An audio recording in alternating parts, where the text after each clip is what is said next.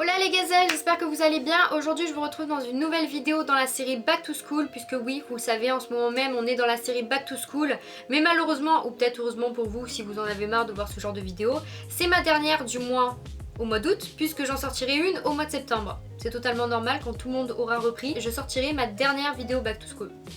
Bref, aujourd'hui j'ai décidé de te parler de mon organisation à la fac que j'ai eue cette année mais que j'aurai également l'an prochain. J'ai décidé de t'en parler et je vais commencer maintenant parce que honnêtement c'est une vidéo que vous m'avez demandé, c'est une vidéo que j'avais très hâte de faire et voilà, j'ai trop envie de la faire donc je vais pas tarder, je vais arrêter cette intro qui dure beaucoup trop longtemps maintenant et qui est beaucoup trop gênante, donc c'est parti. La première partie consistera à te parler de mon bullet journal version agenda. Alors oui, je sais, le fameux bullet journal que tout le monde utilise, que tout le monde adhère et que tout le monde vous en parle. J'ai décidé en fait de créer un bullet journal cette année, version agenda, version étudiant, version je sais pas trop comment on pourrait appeler ça. Mais de toute façon, je vais te le montrer puisque je vais insérer des petites sortes de vidéos en même temps que je te parle. Comme ça au moins ça t'aidera à visualiser l'organisation que j'ai créée. Il y a un an, j'avais essayé le fameux bullet journal quand c'était la mode. C'est vrai que ça fait du bien de se plonger là-dedans, on pense plus à autre chose, on est plus dans la création, dans l'envie de faire quelque chose de joli. Puis au fur et à mesure du temps ça m'énervait parce que ça me servait pas, parce que j'avais un agenda et à côté j'avais un bullet journal. Je l'avais rempli de tout et de n'importe quoi, je m'étais inspirée à la fois de ce que je pouvais voir en vidéo sur YouTube et de ce que je pouvais voir sur internet. J'avais beaucoup trop de pages pour des livres, pour des séries, pour des films et ça ne me plaisait pas, ça ne me convenait pas. J'ai essayé de le réadapter à ma façon en faisant un bullet journal version étudiant. C'est-à-dire que ce que j'ai fait, c'est que ceci est mon bullet journal et agenda. C'est-à-dire que cette année, je ne vais pas acheter d'agenda. J'aurai que mon bullet journal ainsi que mon planner et ma to-do list, mais que je te montrerai après. Tout d'abord, j'ai fait une page, donc voilà, student planner pour expliquer que c'est à moi. Et je mettrai mes coordonnées également à l'intérieur. Sur cette page de gauche, j'ai tout simplement mis 3 petits post-it. Je les ai pas encore mis à l'intérieur, j'ai mis un petit post-it avec page à ouvrir quotidiennement, un autre post-it vert, page à ouvrir toutes les semaines, un autre post-it orange, page à ouvrir tous les mois. Alors pourquoi j'ai fait ce système là? Parce que tout simplement je sais pourquoi je l'ouvre tous les jours, à quelle page je dois me référencer tous les jours, et donc je trouvais que c'était plutôt pas mal. Sur la page de droite, à savoir notre chose à faire, etc. Bon, ça je pense que vous connaissez un peu les clés avec les rendez-vous importants, fini, pas pour today, annulé et urgent. Ensuite là je me suis mis une petite citation, c'était Oscar Wilde qui avait dit ça: je ne remets jamais au lendemain ce que je peux faire le surlendemain. Et ensuite j'ai commencé à mettre mon semestre 1, enfin du moins j'ai écrit mon semestre 1. Alors oui, je sais, à la fac je suis en L2, donc normalement c'est le semestre 3 que j'attaque, je suis d'accord. Donc alors ici j'ai pas rempli parce que tout simplement j'attends de savoir quelle matière je vais avoir au semestre 1. Donc j'ai laissé pour l'instant au crayon gris, et sur la page de droite j'ai laissé pour le moment avec les différentes matières et les différents matériaux qu'il me faudra. Ensuite sur la page d'après et sur la page de gauche, j'ai décidé de mettre mes objectifs, donc dessiner pendant 1 heure d'ornim chaque semaine, dessiner quotidiennement quand je suis au téléphone avec ma maman, parce qu'on nous demande en fait de dessiner beaucoup, et moi c'est vrai que cette année j'ai pas pris le temps de dessiner. Et j'avais un peu de mal en fait après à reprendre mon crayon au bout de telle ou telle vacances, et là c'est vrai que j'ai pas du tout dessiné ces vacances et malheureusement je pense que ça va m'handicaper encore une fois. Aller à la BU, taper mes CM au prof, donc normalement ça c'est bon puisque cette année c'est ce que j'ai fait en fait. Donc ça normalement ça devrait être bon. Lire la leçon du cours de la semaine précédente la veille de ce cours. Aller au carré d'art, remplir carnet d'inspiration chaque mois puisque j'ai un carnet où je note en fait toutes mes inspirations ainsi que les personnes qui m'inspirent. Et à côté de ça j'ai mis le tracker avec les différents mois, les différents jours pour que je puisse cocher quand ça me chante. Et quand j'ai rempli ce que je devais faire. Alors ici ça va être mon suivi de cours, super bien, c'est quelque chose que je voulais faire absolument cette année et que je n'ai pas fait et que j'étais un peu embrouillée par moments, même si je suis quand même organisée. Alors ici c'est un suivi de cours. Alors je m'explique. Ici par exemple vous avez l'UE1 avec notamment une espèce de grille avec sur la gauche S1, S2, donc c'est les semaines, en fait les différents cours. Donc j'ai mis qu'il y avait 14 cours mais j'imagine qu'il n'y aura pas 14 cours pour une de ces matières là, enfin pour toutes les matières normalement. Et en haut vous voyez CFIAB. Alors ça veut dire quoi? Alors le C c'est pour cours, le F c'est pour fiche de révision, le I c'est pour imprimer, le A c'est pour apprentissage et le B c'est pour Bristol.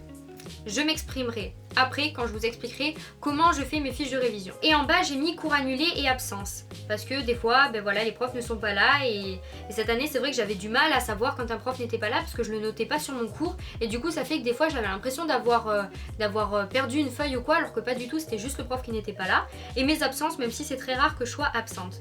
Et sur la droite ben, pareil, c'est pour continuer les UE que j'ai et que je n'aurais pas écrit. Sur la page d'après, du moins sur les 2 pages d'après et même sur les 3 pages d'après, c'est notamment mes partiels et mes projets, donc c'est une sorte de calendrier en fait du premier semestre et où je noterai uniquement mes partiels et les projets en fonction des dates. Et ensuite on arrive à la partie agenda, donc je pense que ça vous intéresse moins, je vous laisse quand même une vue d'ensemble. Mais voilà, j'ai vraiment fait très simple, j'avais pas envie de me fatiguer. Donc ici j'ai vraiment fait quelque chose de très simple, très efficace et qui me convient parfaitement. Donc ça c'est tout pour le bullet journal. Quelque chose aussi que j'ai utilisé cette année pour m'organiser, c'est un planner. Donc ici c'est une vue d'ensemble de toute la semaine. Pour moi c'est très important d'avoir ça parce que je peux visualiser quand est-ce que j'ai des rendez-vous, quand est-ce que je dois me rendre ici, etc., etc. Donc ici généralement, du moins ce planner, c'est uniquement souvent pour YouTube, pour marquer les gros rendez-vous que je ne marquerai pas directement sur mon agenda. C'est vraiment, en fait ça c'est toujours ouvert sur mon bureau et c'est beaucoup plus pratique parce que bien évidemment sur mon agenda je vais marquer que mes cours et les devoirs que je dois faire pour les projets et je noterai pas le rendez-vous que j'ai pour aller chez le médecin tel jour, etc. Je noterai pas non plus les soirées que j'ai avec mes amis, les jours où je dois passer un coup de téléphone, etc. Donc pour moi un planner à la maison c'est très très important à mettre sur le bureau. Oui, sur le bureau. Et quelque chose d'autre que je compte utiliser cette année et que j'utilisais cette année, c'est tout simplement les to-do list. Les to-do list, moi je les ai toujours fait sur des bouts de papier, sur des post-it comme ça. C'est moche, ça sert à rien. J'en ai trouvé chez Emma à 2,50€ ou 3€. Franchement trop mignon. Je vous mets ici la petite to-do list que j'ai reçue. Cette année j'ai complètement laissé tomber le trieur. Pour moi c'était un flop total le trieur. Ça n'a jamais servi pour moi. Enfin du moins au lycée ça me servait parce que voilà c'est pratique. Mais c'est vrai qu'à la fac je voulais quelque chose de beaucoup plus organisé et j'ai pris des pochettes. C'est-à-dire que pour mes CM j'avais une pochette pour chaque cours. Ici c'était la pochette Histoire des Arts que je n'ai toujours pas vidée d'ailleurs. Parce que je mettais mes fiches d'organisation, oui, mes fiches de révision à l'intérieur. Et donc pour vous montrer un aperçu de tout ça, puisque ici j'ai exactement tout ce que je voulais pour vous montrer. Mes fiches de cours étaient présentées comme ceci. Alors dans mes fiches de cours déjà j'écrivais sur des feuilles à carreaux. C'est vrai que maintenant les feuilles à carreaux j'ai un peu plus de mal. En fait j'ai toujours préféré bizarrement écrire sur des feuilles blanches et c'est vrai que cette année ça m'a, je sais pas, j'appréciais moins en fait. Et puis j'avais un bloc-notes aussi qui se cassait très rapidement, donc ça m'a saoulée. J'ai acheté à Emma des carnets où on peut détacher les feuilles et en plus j'ai pris des feuilles avec des lignes. C'est beaucoup plus pratique je pense, ce sera beaucoup plus visible, mais bon, de toute façon vous suivrez mon organisation de mes cours dans mes vlogs je pense cette année, je vous en reparlerai c'est sûr. Et donc je pense que cette année ce sera beaucoup plus pratique. J'en ai acheté à Emma, il me semble, j'ai dû acheter 3 blocs à 1€, franchement c'est rien du tout. Et donc moi mes cours c'est relativement simple. Il me faut un stylo, une feuille, 2 surligneurs, une règle parfois et un blanco. C'est tout ce qu'il me faut en fait. Voilà, moi ce que je fais c'est que je note toujours le nom du cours dans la marge à gauche, tout en haut à gauche. J'écris également la date. Cette année j'écrirai notamment le cours parce que pour me référencer ensuite à mon bullet journal agenda. Et toujours en haut dans le petit espèce de carré là blanc en haut à gauche, j'écris toujours le nombre de feuilles, enfin le numéro de la feuille en question. Et voilà, c'est franchement pour moi c'est ce qu'il y a de plus pratique. Et donc pour attacher ce cours j'avais un petit trombone, donc c'est un petit trombone sympa, un trombone qui est toujours de la couleur de la pochette en question, donc du cours. Donc Histoire des Arts, je savais forcément que c'était le jaune. Et donc ensuite j'accrochais mon petit trombone et c'était beaucoup plus pratique pour moi pour m'y retrouver. Donc là je vais vous parler notamment de la partie sur mes révisions, comment je révise, parce que j'ai gardé le même mode de révision mais ça a quand même un tout petit peu changé. C'est-à-dire que quand je prends le cours, donc c'est-à-dire admettons le lundi matin à 8h j'ai Histoire des Arts, donc on va rester sur ce cours que je vous ai présenté tout à l'heure. J'ai Histoire des Arts, donc qu'est-ce que je fais quand j'ai un trou dans la journée ou le soir? Je vais à la bibliothèque universitaire parce que moi j'adore en fait à la bibliothèque universitaire pour taper mes cours. C'est vrai que cette année j'y allais tout le temps juste pour ça pratiquement. Donc je vais à la bibliothèque bibliothèque universitaire, je tape mes cours, franchement j'en ai pour à chaque fois 1 heure, 2 heures grand max, on va dire 1h30, 1h45. De là, j'écris mes fiches sur l'ordinateur. Il y a un truc qui est tombé dans ma chambre mais il n'y a personne d'autre que moi. Pour en revenir à mes fiches de révision, je les tape sur ordinateur, ensuite je les imprime et donc voilà, déjà je peux cocher dans mon suivi cours le cours qui a été bien écrit, la fiche qui a été tapée et la fiche qui a été imprimée. Généralement l'apprentissage, cette année ce que je faisais c'est que j'apprenais on va dire 2 semaines avant le partiel, chose qui n'est pas bien parce que quand on se retrouve avec un paquet de fiches de révision qui sont comme ça, c'est pas pratique. C'est pour ça que cette année j'ai vraiment envie d'apprendre le cours qu'on avait la semaine dernière, la veille de ce même cours que je vais avoir le lendemain quoi. Donc mon but cette année c'est vraiment de commencer à surligner, d'apprendre vraiment la veille de ce cours pour que je puisse en fait avoir des traces de ce qu'on a pu apprendre la semaine avant. Et ensuite on arrive à le fameux moment où je fais mes fiches de dernière minute. Donc à ce moment là j'utilise les fiches Bristol et donc je vais vous montrer un peu comment je fonctionne. En fait ça fait très longtemps que je fais ce système là mais je sais pas si je vous en ai déjà parlé. Déjà au lycée je le faisais pour le bac, donc c'est à dire que moi les fiches Bristol ça sert notamment pour faire mes fiches questions-réponses. Je pose tout simplement des questions au recto et au verso il y a la réponse d'une autre couleur. Donc par exemple là c'était selon Bruno Munari dans son ouvrage de choses et d'autres, il affirme que simplifier ne veut pas dire la même chose que, et là on doit savoir le minimalisme du Corbusier. Donc ça je le fais vraiment à la fin, c'est-à-dire à 2 semaines du partiel et surtout que ça permet de réviser ensemble avec toutes les personnes autour d'une table et c'est super bien parce qu'en plus de ça les personnes vont rajouter des choses que vous n'avez pas mis dans vos fiches de révision. J'avais également envie de te parler de qu'est-ce qu'il y a dans mon sac puisque comme tu le sais je suis en licence de design et donc je rentre cette année en L2 et c'est vrai que ce qu'il y a dans mon sac n'est pas du tout ce qu'on peut retrouver dans le sac d'une personne qui fait ses études en droit ou je ne sais quelle licence ou je ne sais quelle formation tout simplement. Et donc c'est vrai que nous on a énormément de choses. Donc déjà dans mon sac j'ai ma trousse à tout. Alors ma trousse à tout c'est quoi? C'est ma trousse où je mets un livre à l'intérieur. Des fois j'aime bien lire ou lire après manger. Enfin voilà, moi j'aime bien avoir mon petit bouquin et j'ai des écouteurs très importants. C'est vrai que nous des fois en classe, notamment en TD et que on a par exemple 3 heures de TD, surtout cette année en basic design, ben moi j'aimais bien en fait être tranquille dans mon petit coin avec mon ordinateur des fois quand j'avais pas forcément envie de d'échanger avec les personnes parce que j'avais envie d'avancer sur mon sujet et qu'il y avait du bruit dans la classe parce qu'il y a toujours du bruit, c'est normal.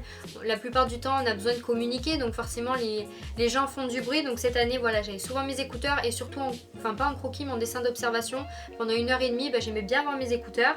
J'ai toujours des post-it, donc ça c'est pour tout simplement voilà, annoter des pages dans mon livre ou tout simplement annoter des pages dans mon agenda, dans des cours, des choses comme ça. Donc je trouve que les post-it c'est toujours très important.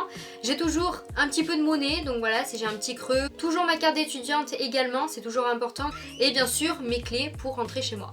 Voilà, sinon je suis à la porte. Ensuite j'ai ma trousse de CM, donc là j'ai 2 trousses. J'ai à la fois ma trousse de CM et à la fois ma trousse de TD. Ma trousse de CM ne quitte jamais mon sac, c'est l'organisation que je vais faire cette année.